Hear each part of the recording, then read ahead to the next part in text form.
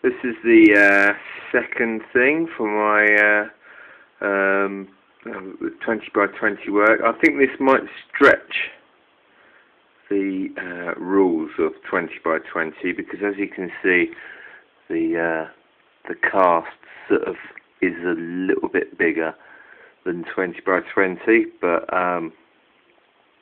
rules are there to be flouted. And as you can see, the back is 20 by 20. It's only the front bulbous area. So this is the second part for the Christmas exchange project. I don't know if this is going to work. No, there's something inside, or there's a picture inside that you can, if you look very close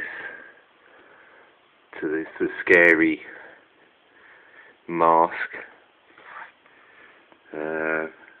If I was being very clever, I could say it's a salute to Magritte, but I'm not. It's just a face with sellotape over it.